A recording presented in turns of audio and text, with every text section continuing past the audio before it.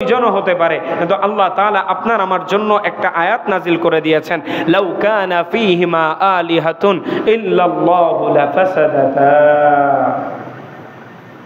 আল্লাহ তাআলা বলেন যে এই পৃথিবীর মধ্যে যদি একাধিক স্রষ্টা থাকতো, একাধিক স্রষ্টা থাকতো, তাহলে এই পৃথিবীর মধ্যে স্রষ্টাদের মধ্যেই, সৃষ্টির মধ্যে না, স্রষ্টাদের মধ্যেই একটা অরাজকতার ফাসাদ শুরু হয়ে যায়। কি বলেন, কথা ঠিক কি না? কারণ এক স্রষ্টা চাইতো আমি আজকে মেঘ দিব, আর এক স্রষ্টা বলতো মেঘ দিব না, লাগতো নি? এক স্রষ্টা বলতো আমি একে মানুষ বানাবো, আর এক স্রষ্টা বলতো আমি একে অন্য কোনো প্রাণী বানাবো। এরকম হইতো কি হইতো না? আপনি দুনিয়াবি ক্ষেত্রেও চিন্তা করে দেখেন, একটা অফিসের বস যদি একজন থাকে, তাহলে ওই জায়গার মধ্যে কোনো অরাজকতা সৃষ্টি হওয়ার চান্স থাকে না। কিন্তু যখন একটা অফিসের মধ্যে পার্টনারশিপ থাকে, ওখানে ইখতিলাফ, মতভেদ তৈরি হয় কি না? হয়। তো এখান থেকেই বোঝা যায় যে স্রষ্টা একাধিক হওয়া সম্ভব। আওয়াজ করে বলেন, স্রষ্টা একাধিক হওয়া সম্ভব। আবার যারা এই বিশ্বাসে বিশ্বাসী, যারা আমাদের নাস্তিক ভাইরা যারা আছেন, যারা মনে করেন যে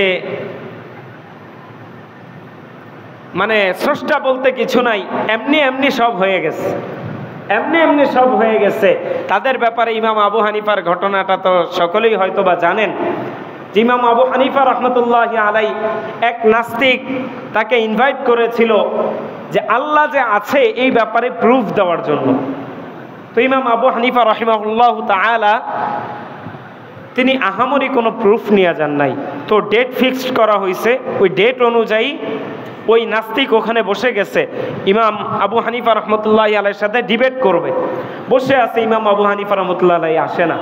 সে তো ঠাট্টা বিদ্রুপ করা শুরু করছে, এই যে দেখছো সে আমার বিপক্ষে লড়তে পারবে না, আমার বিপক্ষে প্রমাণ জোগাড় করতে পারে নাই বলে সে আসতে দেরি করতেছে, সে মানে আসতে পারবে না, এরকম বিভিন্ন অজুহাত দিতেছে। তো এবার ইমাম আবু হানিফা রহমতুল্লাহি আলাইহি অনেকক্ষণ পরে সে এসে উপস্থিত হয়েছে। তো এবার জিজ্ঞাসা করা হলো, কি ব্যাপার, তোমার আসতে দেরি হলো কেন? ইমাম আবু হানিফা রাহিমাহুল্লাহ ডাক দিয়ে বলেন, ভাই আমি নদীতে আসছিলাম, তোমার এলাকা আর আমার এলাকার মাঝখানে তো একটা নদী আছে, এখন নদীতে এসে দেখি কোনো মাঝিও নাই, নৌকাও নাই, কোনো মাঝিও নাই, নৌকাও নাই। এখন কি করব, কিভাবে নদী পার হব, আমি চিন্তায় পড়ে গেলাম। এবার ইমাম আবু হানিফা বলতেছেন, হঠাৎ করে তাকায় দেখি নদীর ওই পার থেকে একটা গাছ, নদীর ওই পার থেকে একটা গাছ, সুন্দর করে গাছটা একা একাই কেটে গেল, একা একাই পড়ে গেল, আবার গাছটা একা একাই কেটে গেল, পিস পিস হয়ে গেল, পিস পিস হয়ে একটা কাঠ আরেকটা কাঠের সাথে একা একাই জুড়তে লাগলো, জোড়া লেগে লেগে কাঠগুলো জোড়া লেগে ওই গাছটা একটা সময় নৌকায় পরিণত হয়ে গেল।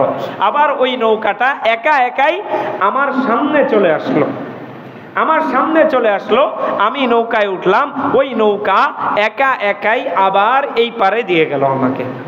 এবার নাস্তিক ডাক দিয়ে বলতেছে, ভাই ফাইজলামি করেন, ফাইজলামি করেন, একটা গাছ কিভাবে একা একাই পড়ে যায়, আবার কিভাবে একা একাই কেটে যায়, আবার কিভাবে একা একা জুড়ে জুড়ে নৌকা হয়ে যায়। ইমাম আবু হানিফা রহমতুল্লাহি আলাইহি বললেন, এই যে এবার আসছেন, আসল পয়েন্টে আসছেন, একটা সামান্য গাছ যদি নিজে নিজে কেটে নিজে নিজে জোড়া না লেগে নৌকা না হতে পারে, তাহলে এই যে এত বড় পৃথিবী, খুঁটিবিহীন এই আসমান, এত বিশাল এই জমিন, এত এই মেঘমালা আকাশের মধ্যে ভেসে আছে, এত সুন্দর বাতাস, এত প্রাকৃতিক সৌন্দর্য, এগুলো এমনে এমনে কিভাবে হয়? এগুলোর একজন স্রষ্টা দরকার, আছে না নাই? আর তিনি কে? সুতরাং নাস্তিকতারও কোনো অবকাশ নাই এবং একাধিক স্রষ্টারও কোনো অবকাশ নাই।